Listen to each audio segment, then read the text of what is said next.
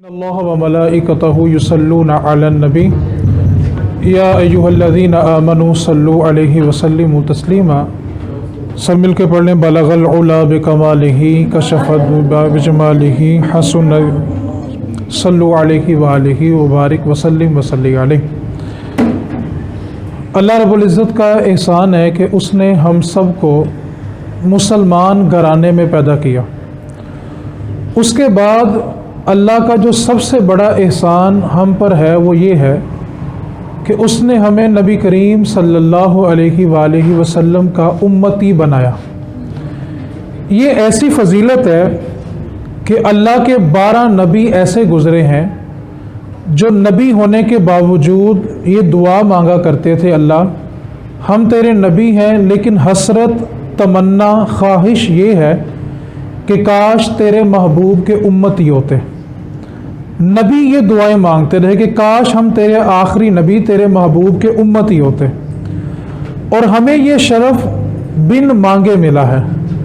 ہم جب پیدا ہوئے تو ہمیں یہ خوشخبری پیدائشی طور پہ ملی کہ ہم حضور کے امتی ہیں۔ نبی اکرم صلی اللہ علیہ وآلہ وسلم نے غاروں کے اندر نکیلے پتھروں کے اوپر اپنی پیشانی رکھ کے زاروں قطار روئے ہیں، آنسو بہائے ہیں۔ اتنا روتے ہیں کہ صحابہ کرام لکھتے ہیں کہ نبی کریم صلی اللہ علیہ وسلم جب رویا کرتے تھے سجدے میں تو آپ کے ارد گرد جتنا فرش ہوتا تھا وہ سارا حضور کے آنسوؤں سے بھر جاتا تھا۔ اتنے آنسو بہانے کے باوجود ساری رات اللہ کی بارگاہ میں جب کھڑے رہتے تھے کہ نبی کریم صلی اللہ علیہ وسلم کے پاؤں مبارک سوج جاتے تھے ساری رات کھڑے ہونے کی وجہ سے، حتیٰ کہ اللہ رب العزت نے قرآن مجید میں حکم دیا قم اللیل الا قلیلا نصفہ او انقص، اے محبوب آدھی رات سو جایا کریں، آدھی رات کھڑا رہا کریں۔ اتنی مشقتیں کرنے کے باوجود حضور مانگتے کیا تھے؟ صرف ایک دعا مانگتے تھے، اللہ میری امت کی بخشش فرما۔ اتنی مشقتیں مصیبتیں اٹھانے کے بعد ایک دعا مانگی، اللہ میری امت کی بخشش فرما۔ آج جس مقصد کے لیے ہم جمع ہوئے ہیں، ایک حدیث پاک ہے، اس کو توجہ کے ساتھ آپ نے سمجھنا ہے۔ نبی کریم صلی اللہ علیہ وآلہ وسلم نے فرمایا ایک بندہ رات کی تاریکی میں، رات کے اندھیرے میں گناہ کرتا ہے اور اللہ اس کو چھپا دیتا ہے، لیکن جب صبح سورج نکلتا ہے تو وہ اپنا گناہ اپنے دوستوں کو بتاتا ہے۔ میرے نبی کریم صلی اللہ علیہ وسلم نے فرمایا اللہ قیامت والے دن سب کے گناہ معاف کر دے گا، لیکن جو گناہ کر کے دوسروں کو بتاتے تھے ان کے گناہ معاف نہیں ہوں گے۔ ہم جب کلاس میں اکٹھے ہوتے ہیں تو ایک دوسرے کے ساتھ اپنی باتیں شیئر کرتے ہیں، اور ان باتوں میں وہ باتیں بھی ہوتی ہیں جس کو رات کو اللہ نے چھپایا تھا۔ نبی کریم صلی اللہ علیہ وسلم نے فرمایا کہ جب بندہ صبح اٹھ کے اللہ تعالیٰ کا پردہ کھول دے، یعنی رات کو اللہ نے اس کے گناہ پہ پردہ ڈالا اور صبح اٹھ کے بندے نے اللہ کا پردہ کھول دیا، تو میرے نبی نے فرمایا پھر اللہ قیامت والے دن اس کا پردہ نہیں رکھے گا۔ ہم بہت سارے گناہ ایسے کرتے ہیں جو اللہ تعالیٰ کسی کے سامنے ظاہر نہیں ہونے دیتا۔ ہم کرتے ہیں، ہماری ذات تک وہ محدود رہتے ہیں، اللہ کبھی کسی کو ظاہر نہیں ہونے دیتا، لیکن جب ہم خود اس کو ظاہر کر دیتے ہیں تو اس کا مطلب یہ ہوتا ہے ہم اللہ تعالیٰ کا پردہ کھول رہے ہیں۔ اور میرے نبی نے فرمایا کہ قیامت کے دن سب گناہ معاف ہوں گے، لیکن جو گناہ دوسروں کو بتائے ہوں گے نا وہ گناہ کبھی معاف نہیں ہوں گے، وہ چاہے مردوں میں ہے چاہے خواتین میں ہے۔ جب دو دوست آپس میں صبح ملتے ہیں نا، وہ اسکول میں ملیں، کالج میں، اکیڈمی میں، یونیورسٹی میں، تو وہ ایک دوسرے کو بتاتے ہیں کہ میرا فلاں ریلیشن ہے، میں نے رات کو یہ کام کیا، یہ باتیں کی۔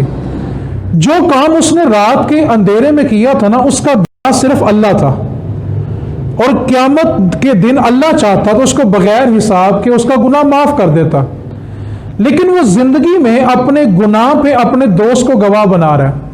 اب آپ تھوڑی دیر کے لیے قیامت کا نقشہ تصور کریں۔ ایک بندہ اللہ کی بارگاہ میں حاضر ہوتا ہے، اللہ اس کے گناہ معاف کر کے اس کو جنت میں جانے کا حکم دیتا ہے، اور اگر اسی کا دوست جس کو دنیا میں وہ جگری یار کہتا تھا، اگر وہی کہہ دے اللہ تو اس کو معاف کر رہا ہے، یہ تو گناہ کر کے مجھے بھی بتایا کرتا تھا، بہن یا بیٹی کر رہی ہے، وہی گناہ بیٹا بھی تو کر رہا ہے، وہی گناہ بھائی بھی تو کر رہا ہے.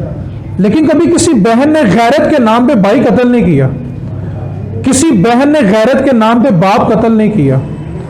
جب بھی قتل کیا گیا ہے وہ بیٹی کا کیا گیا ہے، وہ بہن کا کیا گیا ہے.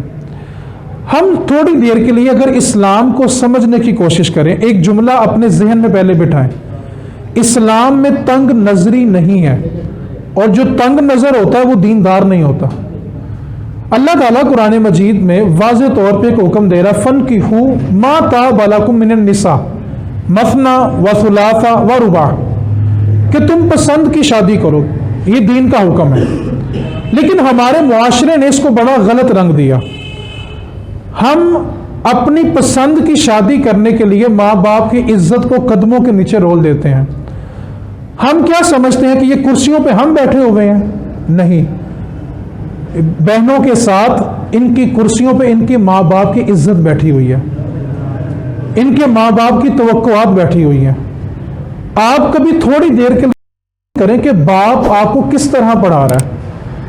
کچھ دن پہلے کی بات ہے، جہاں پہ ہم کام کرتے ہیں، دکان ہے ہماری، اس کے باہر نا ایک سموسوں والی ریڈی لگتی ہے.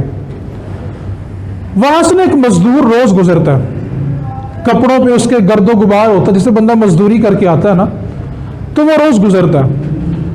تو ایک دن اس کو روک کے پوچھا، یار تم بڑے پریشان نظر آ رہے ہو. تو اس کے ہاتھ میں نا روٹی تھی، تندور سے اس نے ایک روٹی لی ہوئی تھی. کہنے لگا، باؤ جی میرے پاس روٹی تو ہے لیکن اس کے ساتھ کھانے کے لیے سالن نہیں ہے.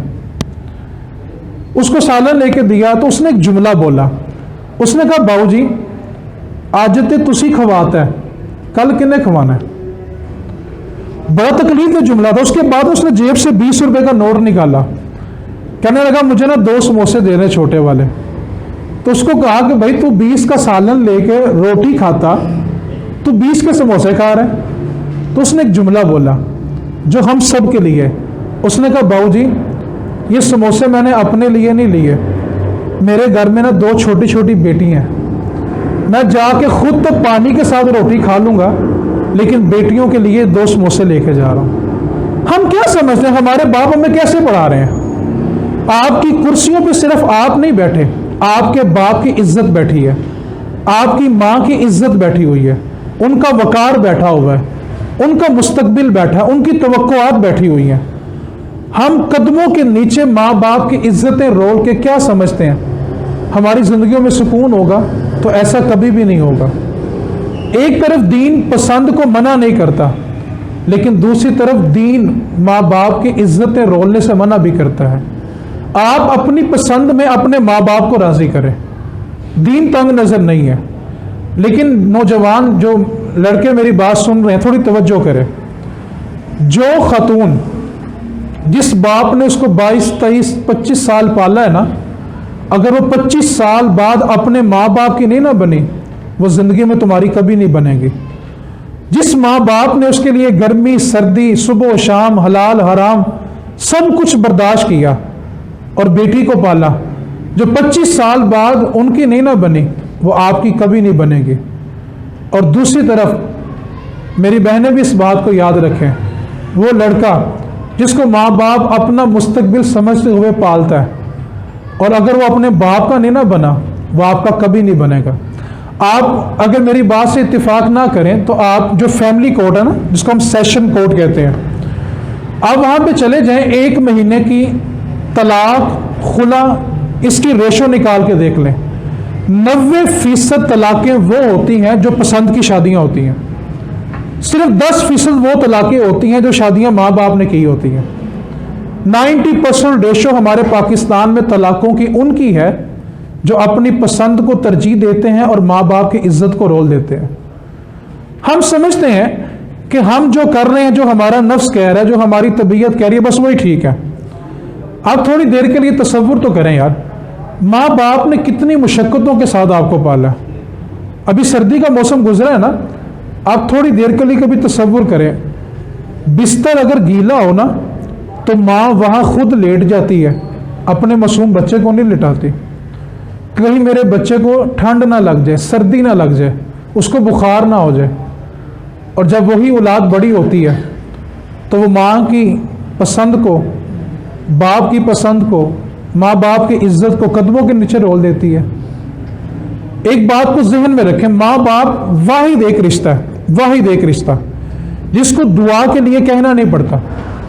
ماں باپ پچھلے کمرے میں بیٹھے ہوں نا اور آپ گیٹ سے چپکے بھی نکل جائیں، ماں سے سلام بھی نہ کریں، باپ سے سلام بھی نہ کریں، تو وہ اندر بیٹھ کے بھلا کیا کہہ رہے ہوتے ہیں؟ بیٹا خیر سے جاؤ اور خیر سے آنا۔ یہ صرف ماں باپ کی ذات ہوتی ہے، اس کے سوا اور کوئی ذات ایسی نہیں ہے کہ جو بن کہے آپ کے لیے دعا کرے۔ ہم تصور کریں ہمارے ماں باپ ہمیں کیوں پڑھا رہے ہیں؟ وہ ہمارا اچھا مستقبل بنانے کے لیے، اور جب ہم بڑے ہو جاتے ہیں تو اسی ماں باپ کی قدر ہماری نظروں میں نہیں ہوتی۔ وہ ایک بندہ تھا، وہ کسی خاتون کے اوپر عاشق ہو گیا، تو اس خاتون نے شرط یہ رکھی کہ میں تم سے نکاح تب کروں گی جب تم اپنی ماں کا کلیجہ نکال کے لاؤ گے۔ وہ اس کا امتحان لے رہی تھی کہ یہ محبت میں کتنا کہ سچا ہے۔ وہ بدبخت تھا، بد نصیب تھا، آیا ماں کو ذبح کیا اس نے، ماں کا کلیجہ نکالا، ہاتھ میں پکڑا ہوا ہے اور بھاگتا ہوا نا خاتون کی طرف جا رہا ہے۔ رستے میں جنگل پڑتا ہے، ٹھوکر لگی، سر زمین پہ لگا، ماں کا جب کلیجہ، کٹا ہوا کلیجہ زمین پہ گرا نا تو کٹے ہوئے کلیجے سے آواز ہے، بیٹا تمہیں چوٹ تو نہیں لگی؟ یہ ماں ہے۔ اور جب وہ کلیجہ لے کے اس خاتون کے پاس گیا نا تو اس نے جا کے کہا کہ میں لے آیا ہوں، اب مجھ سے نکاح کر لو۔ تو اس نے ایک جملہ بولا، اس نے کہا جس نے تجھے جنم دیا تو اس کا نہیں بنا تو میرا کیسے بنے گا؟ آپ اس کرائیٹیریا کو دیکھیں کہ جس ماں باپ نے ہمیں اتنی مشقت تب و دو کے ساتھ پالا ہے، جب ہم ان کے نہیں نہ بنتے تو پھر ہم زندگی میں کسی کے نہیں بن سکتے، کیونکہ دنیا میں پرخلوص رشتہ ماں باپ کا ہوتا ہے جو بغیر کسی مطلب کے، بغیر کسی مفاد کے اپنی اولاد سے محبت کرتا ہے۔ اور جب اس اولاد کو ماں باپ کی محبت کی قدر نہیں ہے نا تو پھر اور کسی محبت کی قدر نہیں ہو سکتی۔ ایک بات کو ذہن نشین رکھیں، نوجوان اس بات کو یاد رکھیں، اگر ہم کسی کو پھول دے کے اپنی محبت کا اظہار کرنا چاہتے ہیں تو اس بات کے لیے تیار رہیں کہ وہ پھول ان قریب آپ کے گھر میں بھی آئے گا۔ کیوں کہ حدیث پاک کا مفہوم ہے کہ زنا ایک قرض ہے، وہ پلٹ کے ضرور ہمارے گھر میں آتا ہے۔ ہم سمجھتے ہیں کہ بس ہم کر رہے ہیں، کسی کو پتہ نہیں ہے، اللہ تعالیٰ کو تو پتہ ہے نا۔ بیسیکلی ہمارا جو عقیدہ نا کہ اللہ دیکھ رہا ہے، یہ بڑا کمزور ہو گیا۔ ہمارا اب عقیدہ کس پہ مضبوط ہے؟ لکھا ہو نا کیمرے کی آنکھ دیکھ رہی ہے، تو ہم وہاں پہ کوئی ایسی ویسی حرکت نہیں کرتے کہ کیمرہ ریکارڈ نہ کر لے۔ ایسا ہی ہے، بولے تو صحیح، کہاں لکھا ہوتا ہے کہ کیمرے کی آنکھ آپ کو دیکھ رہی ہے، تو وہاں پہ ہم ایسی حرکت نہیں کرتے کہ کیمرہ کہیں ریکارڈ نہ کر لے۔ آپ خود تصور کریں، جہاں کیمرے کی آنکھ نہیں پہنچتی وہاں رب تو دیکھ رہا ہوتا ہے نا۔ ہم کیمرے سے ڈرتے ہیں، رب سے نہیں ڈرتے۔ ابھی یہ کرونا وائرس کی شدت تھی تو ہر کوئی موت سے اور وائرس لگنے سے ڈر رہا تھا، اللہ سے کوئی نہیں ڈر رہا تھا، جبکہ موت وائرس سے پہلے بھی آئی لوگوں کو اور وائرس کے بعد بھی آئے گی۔ ہم موت سے ڈرتے ہیں، موت سے، وائرس لگنے سے ڈرے تھے، اللہ کی ذات سے نہیں ڈرے تھے۔ اگر مسلمانوں کے اندر اللہ کا ڈر ہوتا نا تو کبھی تنہائی میں گناہ نہ ہوتا۔ اور بزرگوں نے ایک بات لکھی ہے، بڑی قابل توجہ ہے، اگر آپ تھوڑی توجہ میری طرف کر لیں تو مہربانی ہے آپ کی، میں آپ کے لیے آیا ہوں یار۔ بزرگوں نے ایک بات لکھی ہے کہ جو تنہائی کا گناہ ہوتا ہے نا، جس میں آپ کو کوئی نہیں دیکھ رہا، آپ اس گناہ سے خاص طور پہ بچیں۔ اس کی وجہ یہ ہے کہ اس گناہ کا جو گواہ ہے نا وہ خود اللہ ہے۔ بندہ دیکھ کے گناہ بھول سکتا ہے، اللہ تعالیٰ بھولنے سے پاک ہے۔ تنہائی کے گناہ میں آپ کا جو گواہ ہے وہ اللہ کی ذات ہے۔ ہم تصور کرتے ہیں کہ ہم میسج پہ کچھ بھی لکھ لیں، کون سا کسی کو پتہ، صبح اٹھ کے ڈیلیٹ ہی کر دینا نا۔ قرآن پاک میں حکم ہے، قیامت والے دن نا یہ جو انگلیوں کے پورے فنگر ٹپس ہوتے ہیں نا، قیامت والے دن یہ بھی بولیں گے کہ تم کیا کرتے رہے۔ موبائل کی ہسٹری ڈیلیٹ ہو سکتی ہے، کرامن کاتبین کا لکھا ہوا ڈیلیٹ نہیں ہو سکتا۔ یہ انگلیوں کے پورے بھی قیامت والے دن بولیں گے کہ آپ کیا کرتے رہے۔ موبائل کی سرچ ہسٹری ڈیلیٹ ہو سکتی ہے، موبائل پہ دیکھا گیا کچھ بھی ڈیلیٹ ہو سکتا ہے، موبائل پہ کی گئی بات بھی ڈیلیٹ ہو سکتی ہے، لیکن جو فرشتوں نے لکھ لیا نا وہ ڈیلیٹ نہیں ہوگا۔ اور حدیث پاک کے الفاظ ہیں کہ نبی کریم صلی اللہ علیہ وسلم نے فرمایا قیامت کا دن ہوگا، بندہ اللہ کی بارگاہ میں کھڑا ہوگا اور یہ جو انسان کے لکھے ہوئے رجسٹر ہے نا یہ بندے کے ہاتھ میں دیے جائیں گے، اور اس بندے سے کہا جائے گا پڑھ کے سنا دنیا میں کیا کچھ کرتا رہا۔ اور حدیث پاک کے الفاظ ہیں کہ بندے کے قدم اللہ تب تک ہٹنے نہیں دے گا جب تک اس سے اس کا نامہ اعمال نہ پڑھوا لے۔ ایک سوال میرا آپ سے ہے، آپ اسٹوڈنٹس لوگ ہیں، میری بات کو جلدی سمجھیں گے۔ میں اپنی مثال دیتا ہوں، میں جو تنہائی میں گناہ کروں، ہم سب جانتے ہیں کہ ہمارا ماضی کیا ہے، ہماری تنہائی کی راتیں کیا ہیں، ہم سب جانتے ہیں۔ کیا ہم اپنا ماضی یا اپنی تنہائی یا اپنی راتیں کسی کے ساتھ شیئر کر سکتے ہیں؟ بولیں تو صحیح ہے، کسی کو بتا سکتے ہیں؟ بالکل نہیں بتا سکتے۔ آپ تصور تو کریں کہ آج ہم ایک انسان کو نہیں بتا سکتے۔ اگر ماں کے سامنے بیٹھیں تو ماں کو نہیں بتا سکتے، باپ کو نہیں بتا سکتے، بہن کو نہیں بتا سکتے، بھائی کو نہیں بتا سکتے، ہم کسی کو بتا نہیں سکتے۔ ہمارا جو کردار ہے، ہماری جو راتیں ہیں، ہماری جو تنہائیاں ہیں۔ بیٹا آپ کی مہربانی ہے، کیوں ڈسٹرب کر رہے ہیں بیٹا؟ بیٹھ جائیں، نام سے یہاں پہ بیٹھ جائیں۔ چلو کسی کو آگے نہیں آنے دینا، پیچھے رکھیں یار، مہربانی۔ یہ سیاسی جلسہ تو ہے نہیں کہ تالیاں مار کے گزرتے جائیں گے، ٹھیک ہے؟ حدیث پاک سنا رہے ہیں، توجہ یہاں پہ رکھیں۔ حدیث پاک کا ادب الگ کیا ہے؟ امام مالک ایک بزرگ گزرے ہیں جنہوں نے 40 سال نبی کریم صلی اللہ علیہ وسلم کے روزے کے سامنے بیٹھ کے نا حدیث پڑھائی ہے، 40 سال۔ اور ادب الگ کیا تھا؟ آپ کے شاگرد لکھتے ہیں کہ 40 سال میں ایک دن بھی ایسا نہیں آیا کہ کبھی کتاب کا صفحہ پلٹنے کی بھی آواز پیدا ہوئی ہو۔ یہ ادب ہوتا ہے دین کا، ادب میں سب کچھ ہے۔ شیطان کے پاس عبادت بہت تھی، ادب نہیں تھا۔ علم آنے سے ادب نہیں آتا، لیکن ادب ہو تو علم آ جاتا ہے۔ یہ ایک فلسفہ، اس کو یاد رکھیں۔ علم ہو تو ادب نہیں آتا، ادب ہو تو علم آ جاتا ہے۔ ادب یہ ہوتا ہے، ادب کہ دین کی محفل میں بس جہاں بیٹھ گئے بس بیٹھ گئے ہیں۔ بات میں آپ سے یہ کر رہا تھا کہ جو ہمارا ماضی ہے نا، ہماری تنہائی ہے، تنہائی کی راتیں ہیں، ہم اپنے ماں باپ کو، بولیں تو صحیح، بہن بھائیوں کو، اب آپ تصور کریں قیامت کا دن ہوگا نا، وہاں پہ سارا خاندان ہوگا، اللہ کے ولی بھی ہوں گے، نبی بھی ہوں گے، سب ہوں گے، اور اللہ کا حکم ہوگا کہ وہاں پڑھ کے سناؤ کیا کرتے رہے۔ آپ تصور کریں کہ ہم اپنا نامہ اعمال پڑھ سکتے ہیں؟ اس واسطے تنہائی کے گناہ سے خاص طور پہ بچے۔ اس کا گواہ صرف اور صرف اللہ ہے، اور اللہ کی ذات بھولنے سے پاک ہے۔ ہم سمجھتے ہیں کہ ہم نے کسی سے بات کر لی، اپنی خواہش کو پورا کر لیا، تو کون سا کسی نے دیکھا، کون سا کسی نے سمجھ لیا۔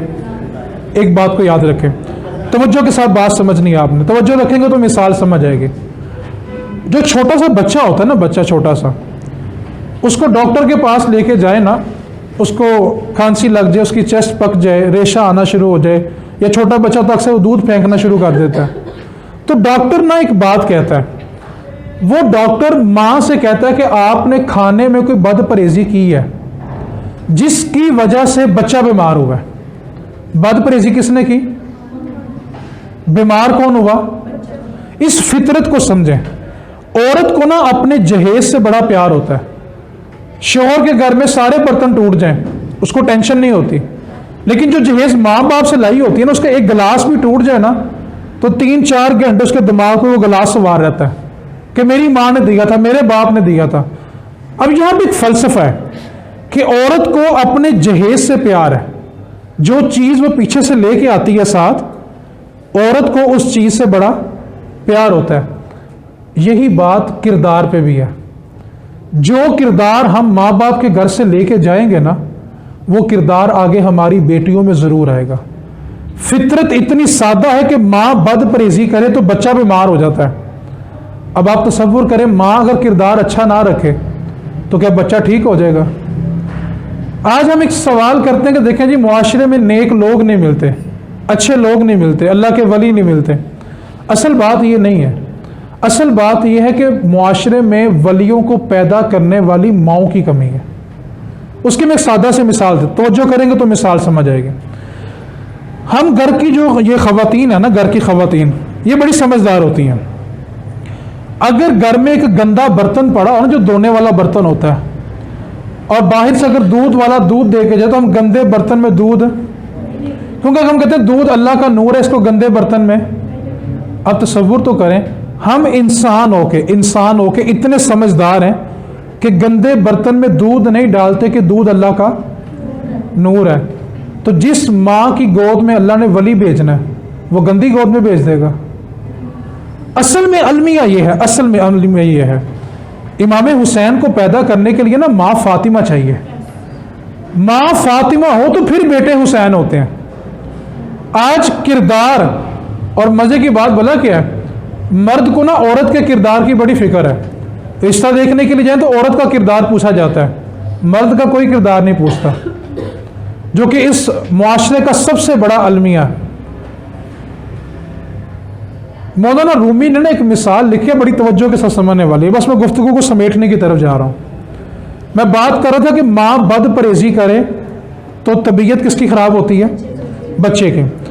ایک نا سنار تھا، سنار یہ چوڑیاں چڑھانے والے ہوتے ہیں نا، سنار چوڑیاں چڑھانے والے.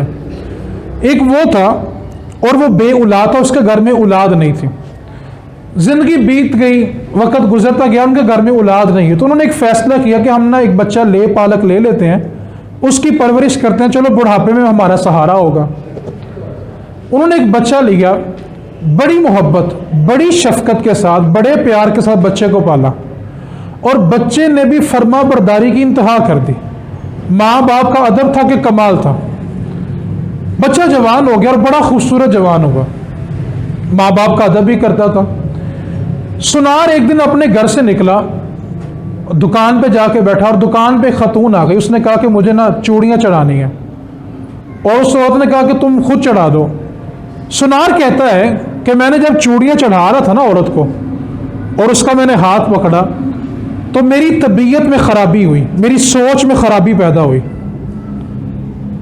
وہ عورت چوڑیاں چڑھا کے چلی گئی، لیکن میری طبیعت اور میری سوچ خراب ہو گئی. وہ سنار کہتے ہیں جب میں اپنے گھر آیا تو میں نے دیکھا کہ میری بیوی گھر کے باہر کھڑی ہے اور رو رہی ہے. میں بڑا پریشان حیران کہ میری بیوی کو کیا ہوا کہ یہ زاروں قطار رو رہی ہے اور کھڑی بھی گھر سے باہر ہے، گھر کے اندر نہیں جا رہی. اس نے آ کے پوچھا کہ بھئی کیا ہوا، تم گھر کے باہر کیوں کھڑی ہو؟ اس نے جواب دیا کہ ہم نے جو بچہ لے کے پالا تھا نا، بڑی محبت سے پالا تھا، بڑی شفقت سے پالا تھا، اور اس نے بھی فرما برداری میں کوئی کسر نہیں چھوڑی. لیکن آج ہوا یہ کہ اچانک اس نے میرا ہاتھ پکڑ لیا اور اس کی سوچ میں فتور پیدا ہوا. تو سنار بھی رونے لگا. اس نے کہا قصور بچے کا نہیں ہے، قصور میرا تھا. میں نے وہاں کسی کا ہاتھ پکڑا تو کسی نے میرے گھر میں میرا ہاتھ پکڑا. آج جو کام ہم گھر سے باہر کریں گے نا، وہ کام ہمارے گھروں میں ضرور ہوگا. اس بات کو، اس فلسفے کو اپنی زندگیوں میں بٹھا لیں. یہ مت بولیں کہ ہم کچھ کریں گے تو کچھ نہیں ہوگا. جو کام ہم نے گھر سے باہر کرنا ہے نا، وہ ہمارے ساتھ ضرور ہونا ہے.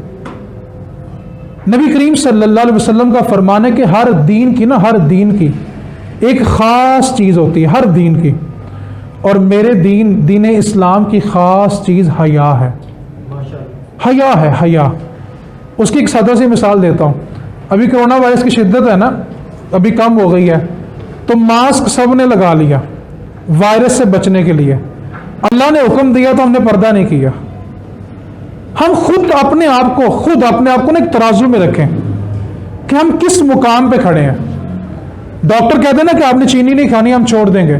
نمک نہیں کھانا، بلڈ پریشر ہم چھوڑ دیں گے.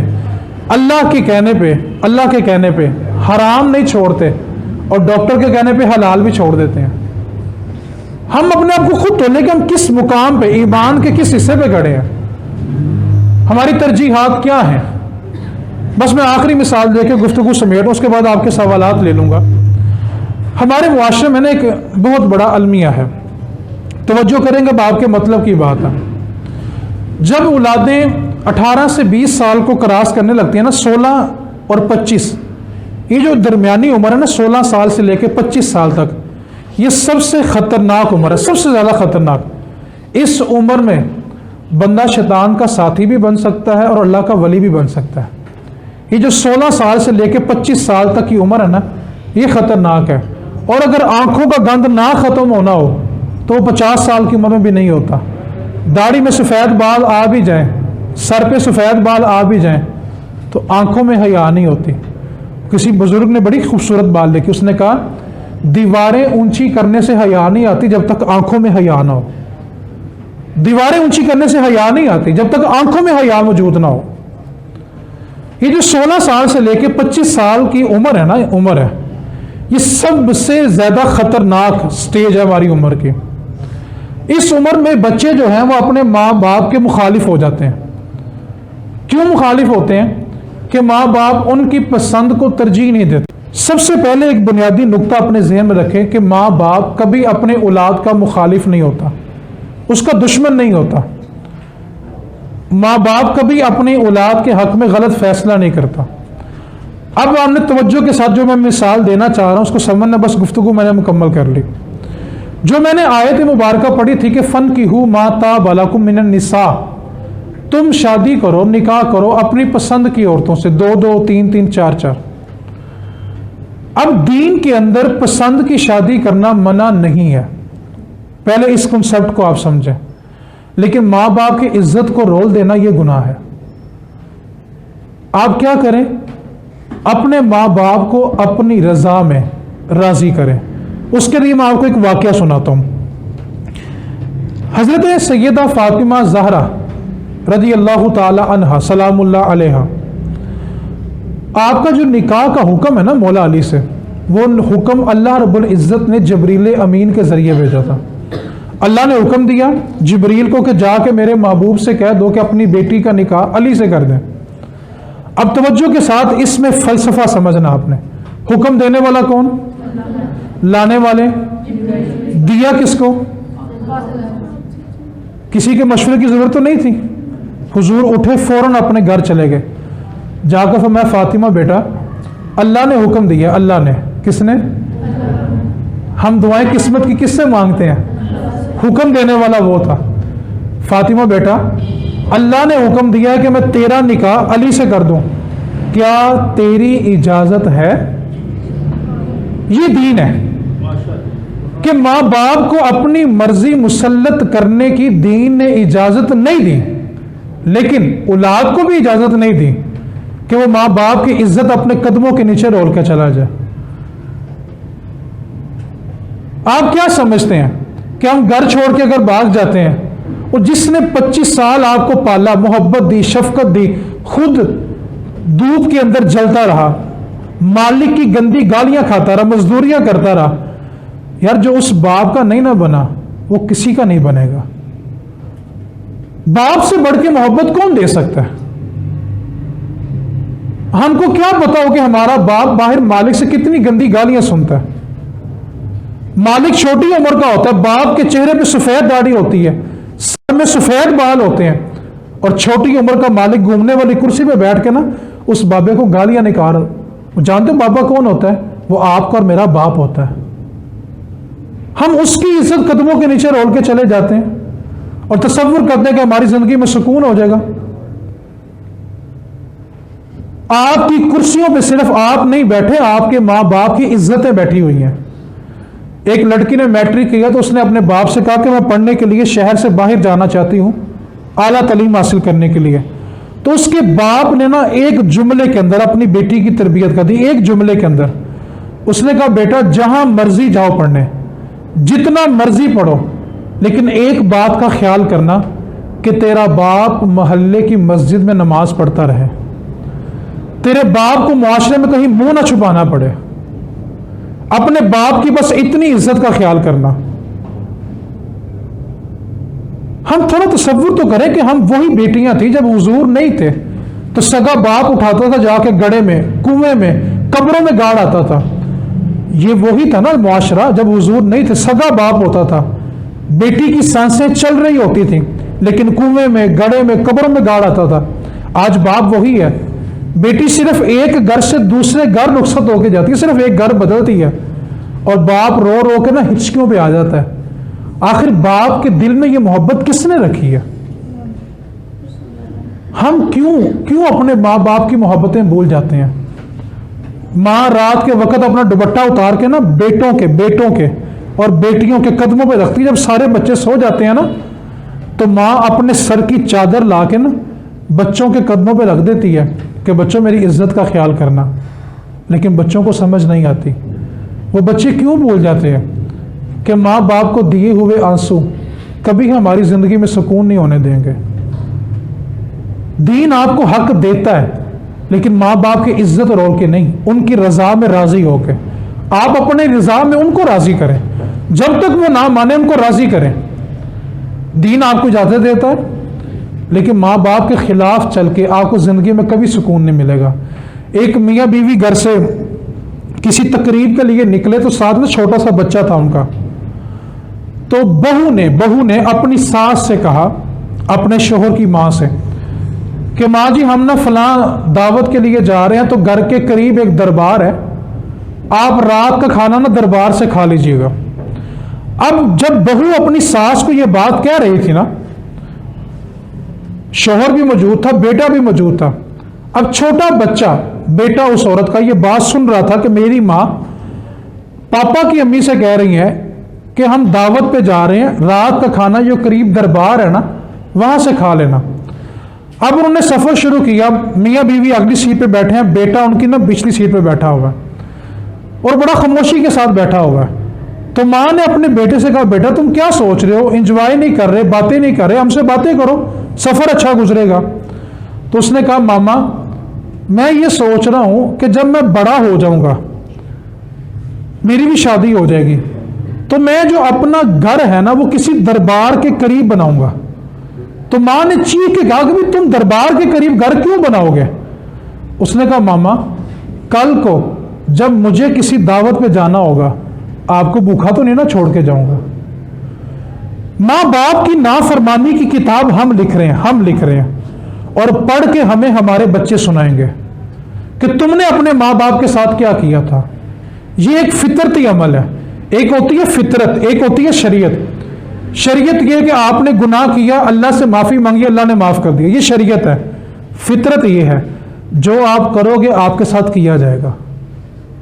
جو ہم سلوک ہم اپنے ماں باپ سے کر رہے ہیں نا وہ ہمیں ہمارے بچے پڑھ کے سنائیں گے.